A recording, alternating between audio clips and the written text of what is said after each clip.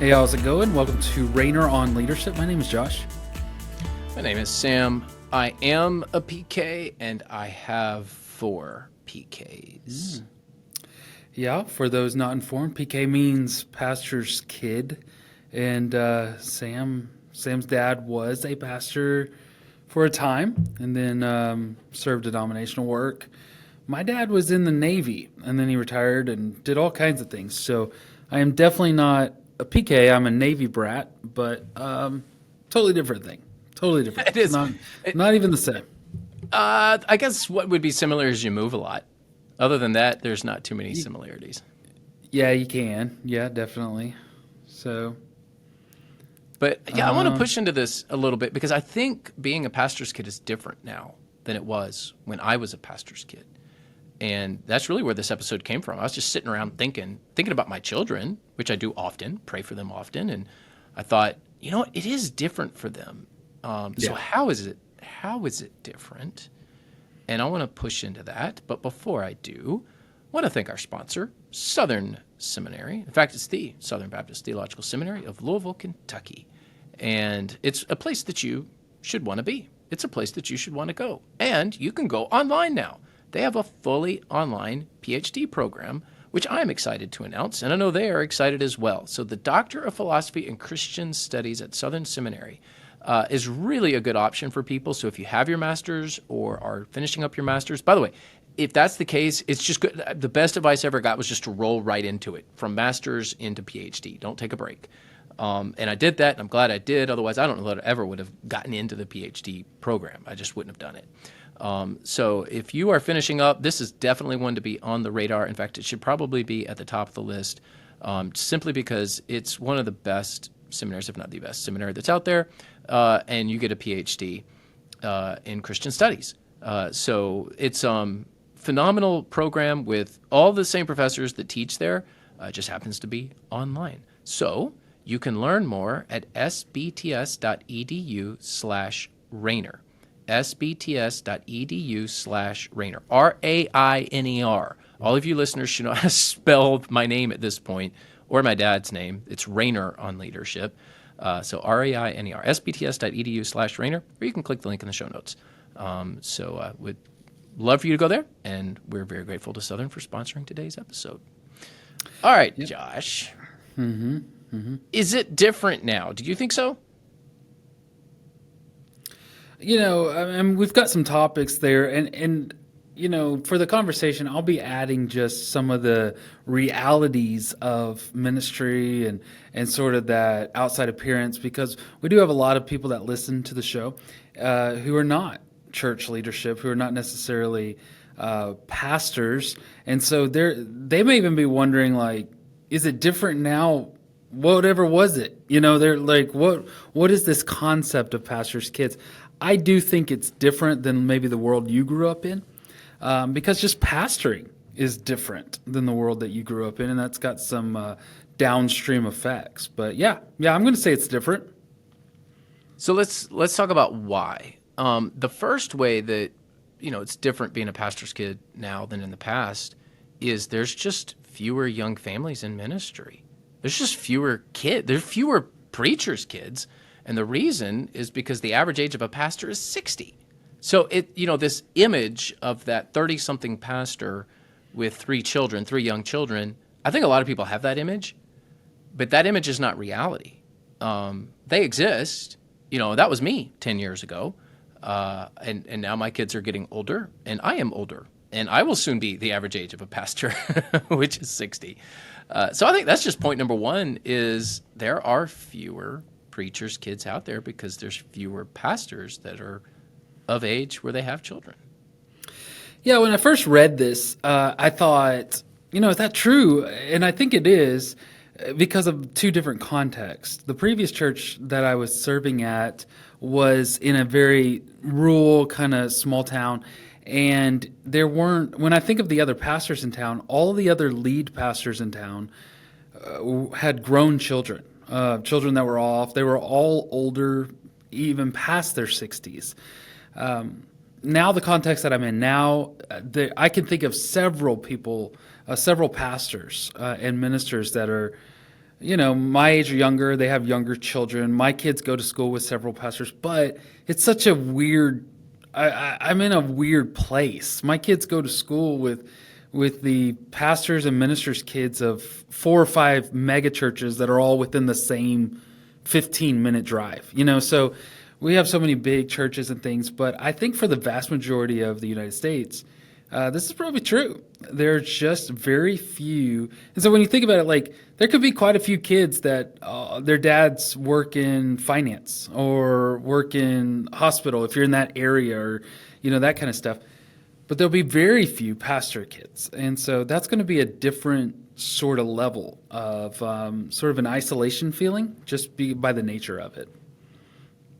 Yeah, the second thing that I want to point out here is that there are far more dual income families in ministry. So that traditional pastor's wife role, it just doesn't exist like it did 30, 40 years ago. Right. I won't talk too much about this. I like to joke with my dad though, because, I'll ask him like, hey, what did you make at your church in like the early 90s? And he's told me, because I was just curious. And I did the inflation adjustment on that and said, well, if you adjust this for inflation, you made double what I make right now. Oh, wow. Double. So I think that's a pretty common phenomenon. I made $65,000 a year as a pastor, but that was, you just want to go, well, why can't you make that? And it's like, well, that was in 1992. Inflation has happened since then. So I don't think incomes have kept up with where they should be for the most part with pastors. And because of that, just like a lot of other industries, a lot of other professions, this is not limited to ministry. Because of that, it's like, hey, the husband and the wife have to work now because they just have to. Whether they want to or not is not the point. They kind of just have to. I know my wife just went back to work. She's first grade teacher, loving it. Now, she wanted to. We didn't feel forced into that at all. But first time in 16 years. And so now we are a dual income family. Part of that's just because we got kids to pay for. But so her role at the church has changed because she's just not always available anymore. She's working. Yeah, Jackie's back at work now too. She's teaching. She's teach juniors, and it's different for us. That again was just something she wanted to do. It's fun, and it's the same school our kids go to. But as this relates directly to pastor, because people might be listening to this going, okay, so what? That's just across the board. Well, here's where it's a little bit different for pastors, maybe slightly different for pastors. There's this 24/7 expectation on pastors. And so they're going to go to all of these small group parties and deacons meetings and committee meetings and all of this sort of stuff. And back when the pastor's wife was stay at home, that was much more doable. It still wasn't a good idea, and it was a bad idea back then to take the dad out of the home constantly. But now it's just nearly impossible because someone has to be with the children or someone has to take the children to this thing or that thing. And if you're both working, that's going to be much more challenging to do. So when you combine this factor of dual income families with that unreasonable expectation that pastors are going to be available 24/7, then it creates a different kind of tension. So that's why it's slightly different. You might be thinking, this is the same for everybody. Well, it kind of is, but there's not a 24/7 expectation on a banker or certain kinds of medical industry, those kind of things. Yeah, and if you work in the banking industry, it's not like the bank expects your spouse to be involved at the bank. I mean, they may not even know who your spouse is. Right. At the church, there's a level of expectation that the family is going to do things. I don't mind that. Neither does my wife. But I do think it is a little different than, say, other professions in that way. Yeah, but also, I mean, we're talking about kids here. There is also sort of an expectation on the kids that, like, your children are going to be involved in every program that is available for their age, even if they don't like it. I mean, there were some times where my kid, there was like, I don't know, this kind of event or activity that was going on at the church, and my kid didn't want to do it. And so I didn't make him. It wasn't Sunday school. I'm not going to make him go to this extra other thing. But there was some talk. Sometimes it's like, well, how are we supposed to run a program if the pastor's kid won't even show up to it? And I'm like, well, I don't know. I mean, do something that they like to do. So there's that kind of thing that weighs on the kids. Now, with dual incomes, again, it's extremely hard for people to get to all of the things, for the wife to be at all the programs for her and all the programs for him, and et cetera. But we have another one here. Yeah, I think the fishbowl still exists, and that's the Sure. point that we've got here in the show notes. The fishbowl still exists, but I do think there's a little less pressure, or maybe less intensity on pastors' kids now. I just remember it being, and maybe it was just because it was me or my dad or my family, and obviously it's just my own experience, and I don't want to judge a trend just by what I experienced. But I think generally speaking, there is a little less pressure to conform with pastors' kids than in the past. I think the traditional church, by and large, has, and by traditional, I just mean the form of it, not necessarily the doctrine or anything. Just just traditional programs and things like that. We don't see as many of them now, and a lot of churches are doing a lot of different things. And so, because of that, this idea of you have to conform is, I think, is less so than in the past, although it's still there. Goodness, eyeballs are still on these kids. They're still on my kids, and I know that. Yeah, no doubt. I think that the shift here, honestly, I just think it's in the minds of the pastor. I think that there was a generation of pastors that furthered this idea and would really kind of pressure their children to fit into some sort of role, whereas I think our generation bucks this and says, no, you're not going to force my child into that program. You're not going to, okay, that's what they want to wear. That's what they're going to do. And just the same way, I think that we should have standards for our kids. We should teach our kids to obey. They should be appropriate in settings. I'm for all that. I'm not talking about your kid's gone crazy and you're like, well, that's my kid. No, you need to still be a dad. But we do kind of push back, and we're very clear on this, like, you don't get to set expectations outside of Scripture and outside of his father. I only have boys. So outside of their father, you just don't have that right. So I think that our generation of pastors really has kind of helped push this down. Yeah, I think that's an excellent point, and I would say that you're generally right with that. That my parents were baby boomers, and there was a little more pressure from them when I was younger to conform to some standard. Although I had great parents, and it really wasn't. I didn't have a bad experience as a kid in the church. In fact, I had a very good experience, which is part of the reason God called me to be a pastor, is because I look back on those memories as my dad as a pastor as being good memories, and those were good times. But I do think that there was that, hey, don't do that. Dress this way. Hey, you're the pastor's kid. Don't, you got to be seen in a certain way. And of course, my parents didn't talk to me with that verbiage, but that was kind of the way I felt. And I don't know. Maybe I should bring my kids on the show, and maybe they could say, "Oh, Dad, no, you do the same thing to us." I don't know. Maybe I'm just rose-colored glasses here. I don't know, but I do think that there's a little less intensity around being a pastor's kid today. But here's the but. At the same time, I think that there are more eyeballs on pastors' kids today because of social media. So perhaps the intensity to conform is less, but the attention via social media is more. What say you, Josh? Same. I mean, because if we're just going to play this out in the early 90s, in the 80s, the PK had to conform at church or in public. And so that's the majority of our lives. So there's some stress there. But now you have to conform, or there would be a pressure to be something, whether it's conforming or not. You have to be something in your own interest and in your own private expression of the way that you like things and the music that you listen to. And so there isn't now social media also, well, that's you doing it. Stop putting it out there if you don't want people to have such a problem with it. But yeah, there's a lack of freedom there, maybe a restraint.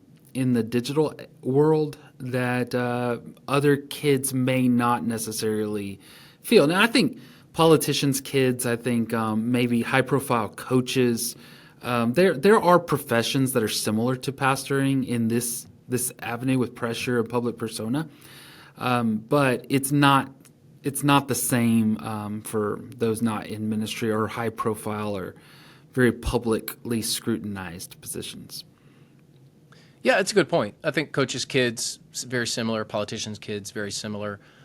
Pastors' kids, yes. I have solved this problem. I have this problem solved. You don't give them social media. We don't do social media. You have to be, in my house, you have to be 18. So Wow. we and I know there's a lot of debate about this and a lot of attention given the book Anxious Generation, which was an excellent book, by the way, about social media and smartphones and what you should do with them with your children. But we give our kids, if they're mature enough, so my two daughters, because they're the oldest, both have smartphones because Maggie's in 9th grade, Bryn's in 6th grade. Bryn just got her smartphone. But we do not allow for social media. And I've told them, you will get your privileges to your smartphone revoked if I find social media accounts on your phone. And by the way, I have some software on their phones that just tells me every time they download something. In fact, they have to get my permission to do that. So it's not going to be much of a problem. So if you are a pastor listening to this, it's your home and your children, and you will manage them the way that you should. But my advice is one thing to consider, at least, is to just don't allow your kids to have social media until they're 18. And it really solves a lot of these issues. Yeah, I can see some logic to that. Our kids have Instagram. We've allowed that particular social media because of the parental controls, because of the nature of it, and a number of things. So they're allowed to have Instagram. Now, I have repeatedly told them when we have that conversation, this is the only one I'm approving, ever. So never ever ask me again for any other one.